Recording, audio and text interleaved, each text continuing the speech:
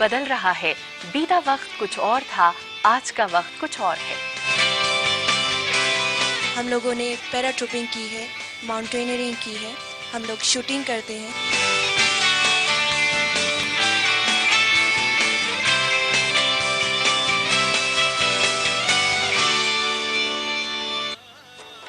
नमस्कार, अस्मिता के एक और नए अंक में मैं समीना आप सबका स्वागत करती हूँ।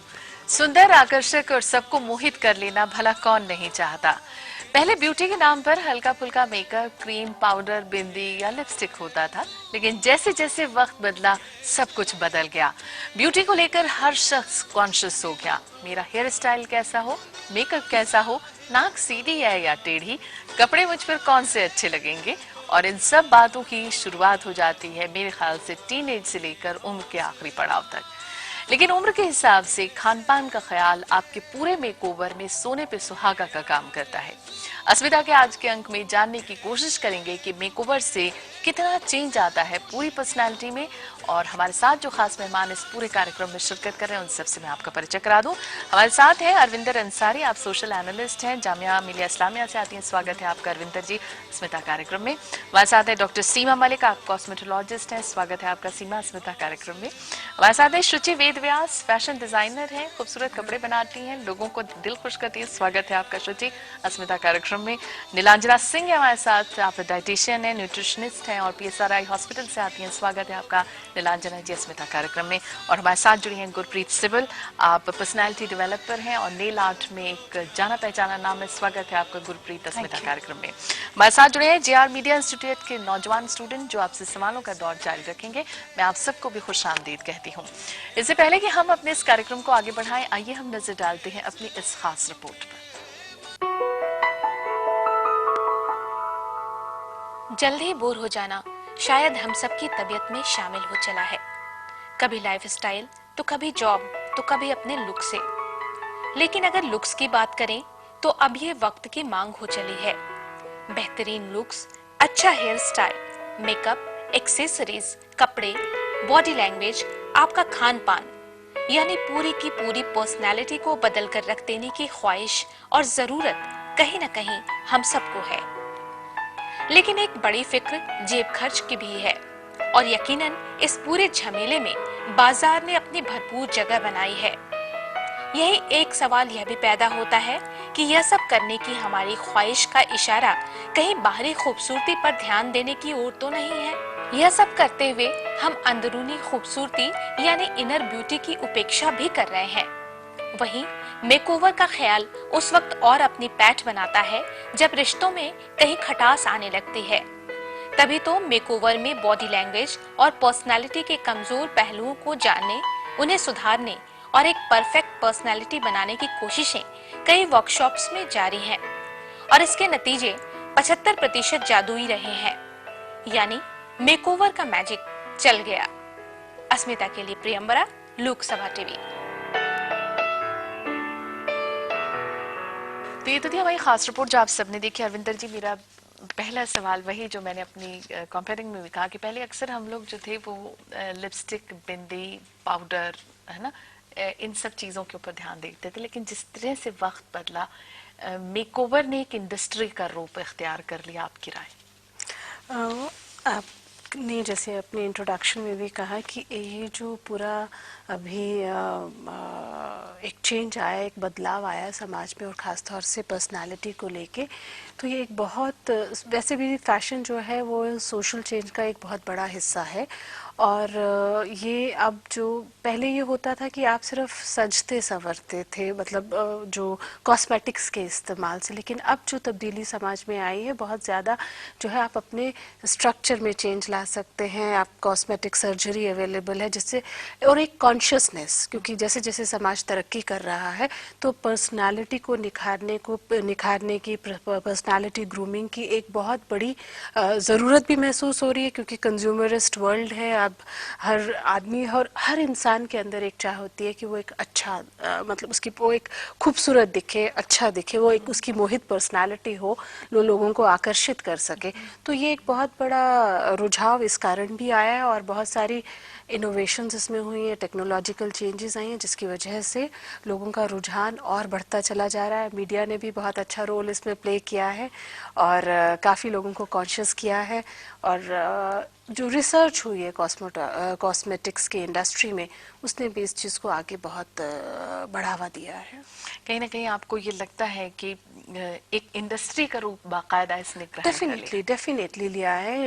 कॉस्मेटिक्स ये जो पूरी नॉट ओनली कि हम सिर्फ ये जो प्रोडक्ट्स की बात कर रहे हैं, लिपस्टिक, पाउडर, ये बहुत ज़्यादा इन्वेजिव टेक्निक्स का भी इसमें जो अमल दखल हुआ है। बहुत सारे हमारे बीच में लोग बैठे हैं, एलिगेंजा है, काया है, then there are many more organizations जो इस डायरेक्शन में काम कर रही हैं। स्पेशली आजकल ओबिसिटी को लेके हम देख रहे हैं कि बहुत लोग कॉन्शियस हैं और बहुत तरह की टेक्निक्स अवेलेबल हैं और मेडिकली अप्रूव्ड बूटेक्स जैसी चीज़ें हैं जो आपको अपनी उम्र से छोटा दिखने में मदद करती हैं, जो हाँ, काम सीमा जी भी करती हैं। कॉस्मेटिक नॉन सर्जरी जबरदस्त क्रेज है युवाओं में, अगर हम देखें मेकओवर में कितना सहायक है ये मेकओवर में बहुत सहायक है ये। अब रुझान जो कितना दिखता है? रुझान काफी है और ये रुझान आज का नहीं है, रुझान शायद सदियों से चला आ रहा है। और एक आदमी की जो सुंदर लगने की एक इच्छा होती है शायद बहुत पुरानी है और वो एक टाइम के साथ साथ थोड़ा चेंज होता जाता है। एंड अब ये है कि लोग people are more conscious and this is the, मेरे हिसाब से टाइम का डिमांड है। कहीं पर भी आप जाते हैं, you go for any way, for any interview, whether it is aviation industry है या कोई भी आप एमएनसीज में जाते हो या मीडिया में है आप, तो this is a requirement for you, this thing to you have to look good, your personality is the most important thing. और आजकल लोगों का देखिए जो ट्रेंड है वो पहले यही था कि only with the makeup and all they used to go. आजकल ये है कि लोग they go for the like skin treatments हैं, because of the lifestyle लोगों को डिफरेंट प्रॉब्लम्स हैं, तो वो उसको बेसिकली ठीक करवाना चाहते हैं।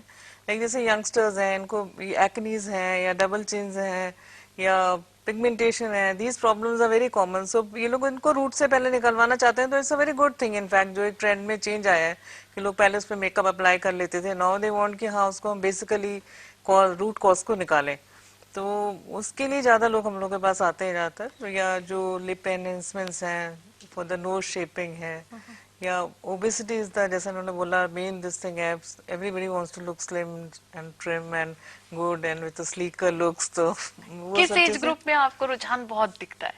देखिए रुझान अगर हम कहें तो टीन एजर्स से स्टार्ट होके हमारे पास 60-70 इयर्स तक की फीमेल्स आती हैं and they everybody is very conscious, ऐसा नहीं है। एंटी एजिंग इंडस्ट्री पूरी थोड़े बड़े लोगों के ऊपर ही बेस्ड है।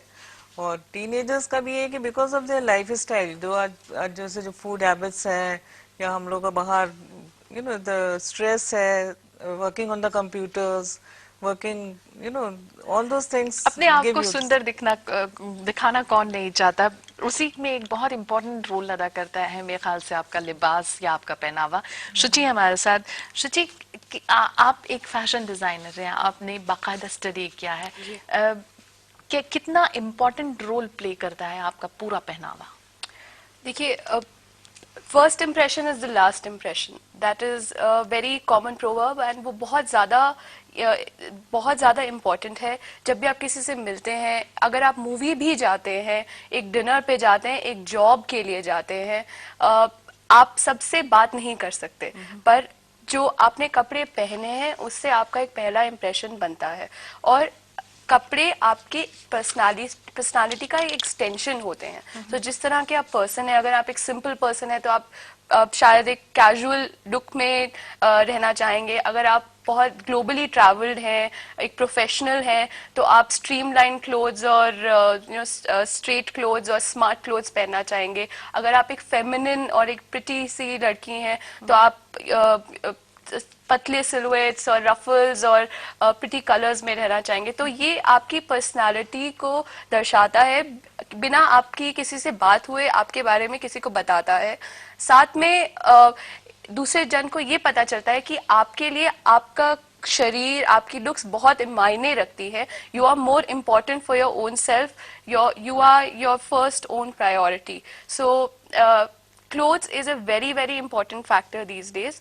और आपके जो नेचुरल फ्लॉज हैं आपकी बॉडी में, किसी के कोई ज्यादा लंबे होते हैं तो वो छोटा लगना चाहते हैं, कोई छोटे होते हैं तो वो लंबा लगना चाहते हैं, कोई मोटे होते हैं तो पतला लगना चाहते हैं, पतले होते हैं तो मोटा लगना चाहते हैं। तो इसलिए क्लोथ्स हमारे फैशन इंडस्ट्री में हमने कुछ कायदे बनाए हैं, कुछ तरीके बनाए हैं जिससे अब अपने फ्लॉज को कम कर सकते हैं, और जो आपके नेचुरल कर्व्स हैं या नेचुरल गुड लुक्स हैं आपकी बॉडी में के अंदर, पॉजिटिव्स हैं, वो बाहर झलक के आ सकती है। और clothes act as a confident booster to yourself. So आपका मूड, अगर आप बीमार हैं तो आप ब्राइट कपड़े पहन के आपका मूड एकदम से अच्छा हो सकता है, या आप बहुत थके हुए हैं तो आप रात को पार्टी करने जाते हैं या मूवी देखने जाते हैं या अपने फैमिली के साथ जाना चाहते हैं, तो एक कॉन्फिडेंस बनता है, आपका मूड कहीं एलिवेट ना होता कहीं है। अच्छा कपड़ों के थ्रू। कपड़े जो होते हैं वो एक कॉन्फिडेंस बूस्टअप करते हैं। नीलांजना जी, अच्छे कपड़े, मेकअप, इन सब की तो बात हो गई, फूड हैबिट्स मेकओवर में कितना सहायक? समीना जी, आप एक डाइटिशियन से ये क्वेश्चन पूछ रही हैं, so you will get a predictable answer. I feel that you are what you eat, and the sad part is जो डाइट का इफेक्ट है, it's not immediate. I mean, you are not going to eat something and immediately show the effects. Diet is the foundation to wellness. अगर आप well हैं तभी तो आपके glow आएगा शरीर में, आपके आंखें चमकेंगी and you will feel good. उसके ऊपर से वंस यू फील वेल, उसके ऊपर से एनहांसमेंट की जा सकती है। You can have makeup, you can have other things, but besides, I mean, just going on makeup is worthless for me. So I feel that once you have a proper diet, you feel healthy, and then you can preserve that health through various mechanisms, but you definitely need to build on that foundation. So for me, 70% of the problems can be taken care entirely by diet. बहुत बढ़िया बात। Diet का अपना ख्याल रखें। Personality development एक बहुत ही जबरदस्त उभरती हुई इंडस्ट्री है। अगर हम मेकओवर की बात करते हैं, क्या कहना चाहेंगे, कितना ज्यादा इम्पोर्टेंट फैक्टर है पूरी आपकी लाइफ स्केच में? समीना, वो इतना अच्छा क्वेश्चन आपने बताया, और इतने पैनलिस्ट की जितने हम लोग इनपुट है, ये सब ज़रूरी है।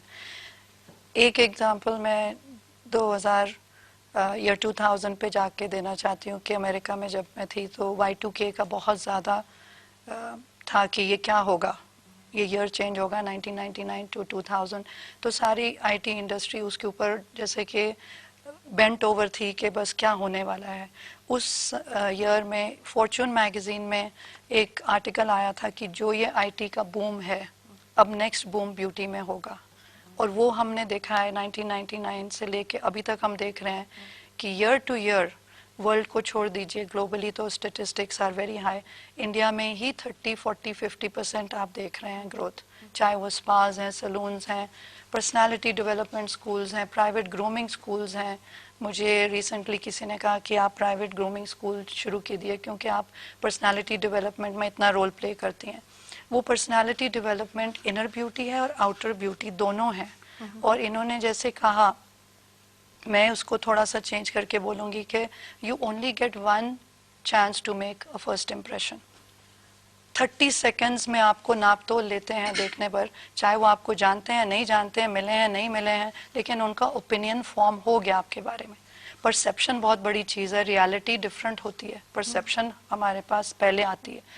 तो उसमें पर्सनालिटी का रोल बहुत बड़ा है, क्योंकि पर्सनालिटी के अंदर आपका उठना बैठना, बोलना, language skills, even clothes you are wearing, makeup you have done, anything, चाहे वो आपने इन्वेसिव सर्जरी से अचीव किया, चाहे वो आपने डाइट से अचीव किया, चाहे वो आपने योगा से अचीव किया, कैसे भी अचीव किया, लेकिन आपको वो पूरा मेजर उसमें मिलता है।